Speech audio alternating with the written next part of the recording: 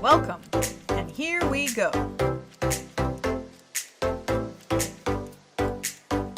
Good morning. Welcome to tea time. So, I was getting tired of looking at all of the news about coronavirus and everything. It was getting me down. And so I legitimately typed into Google good news. And I came across this, which is goodnewsnetwork.org. And there's quite a bit of news involved in it. And I found this one article and I started to read it. So the article is Video Gamers Join the Race to Produce COVID-19 Drugs with Innovative Citizen Science Project. Well, as you know, that video games are going to get me going. And the fact that it is science related is my other passion. So you put the two together and you got me hooked. So I read this article, which I'll link the article in the description below if you want to read it.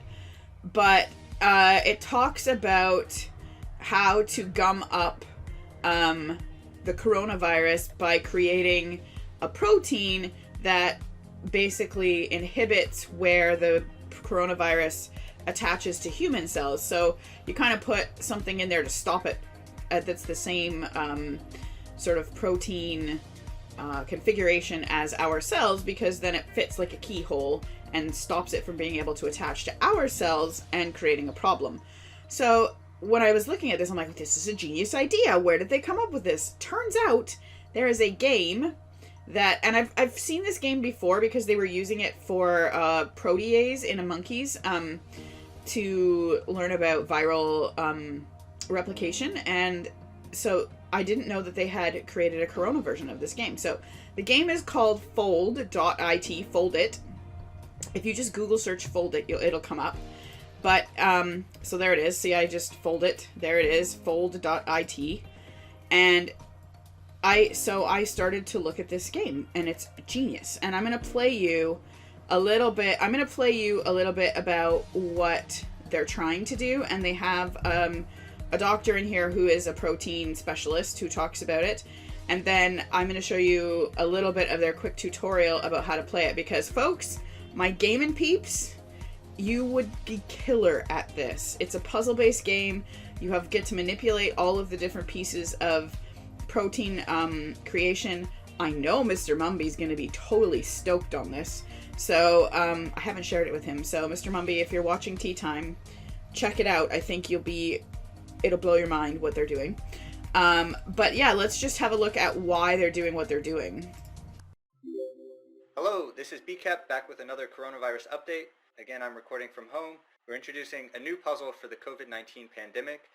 As you may know, previous Fold.it puzzles have focused on blocking viral infection by targeting a protein on the viral spike. In a new puzzle, you can design a protein that might be used in future treatments for people who get infected. So I just like that it's like, you know what, we've already been doing this, and we've been working on the viral spike, and now we're going to let you work on a way to future treatment people who get coronavirus. It's beautiful. We're joined today by an alumnus of the Institute for Protein Design, Dr. Umut Olge, who has a medical degree and a PhD in protein design.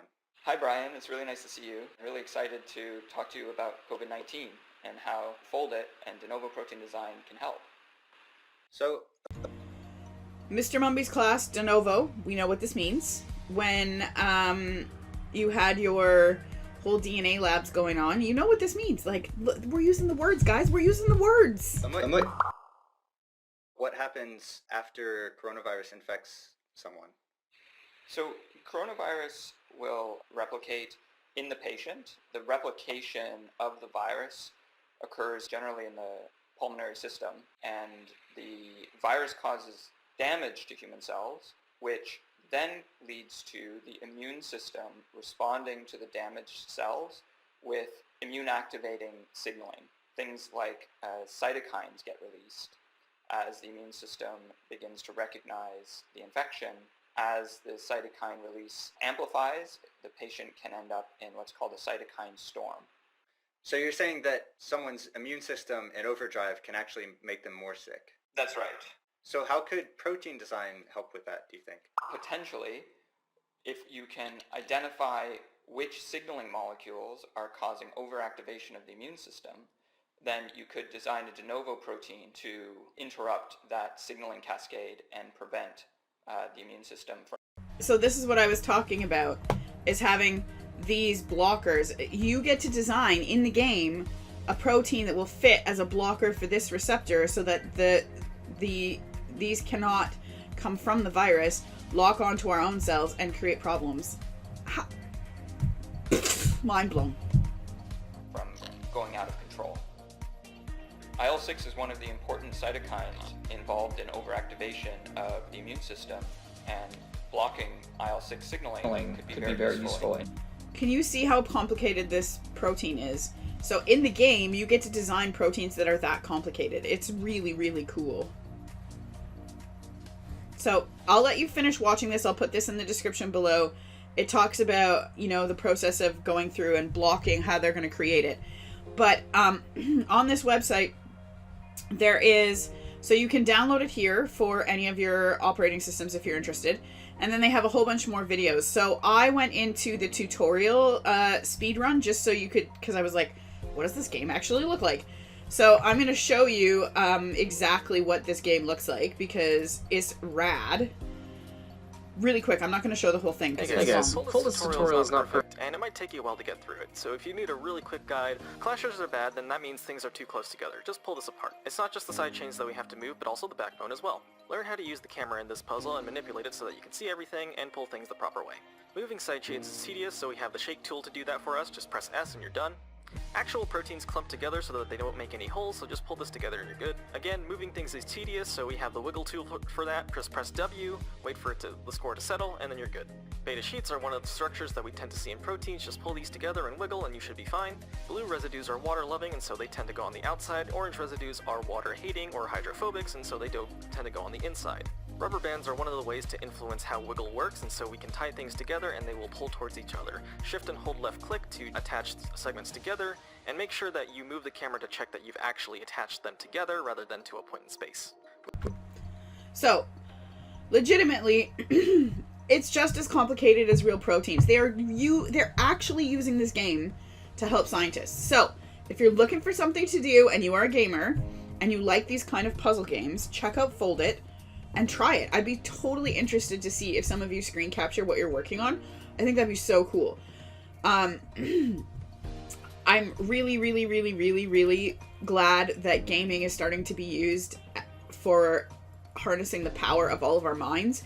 Because those of you that game know that it takes a lot of skill to game, and it takes a lot of puzzling power to do this. And so I think that what they're doing is harnessing gaming in a way that we should have a long time ago. So if you're interested, have a look at Fold.it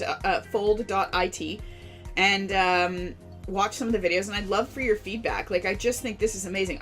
I totally just stumbled upon this morning trying to find good news because I'm tired of hearing all of the bad news. I can't handle all of the updates on how many people have it and all of those things.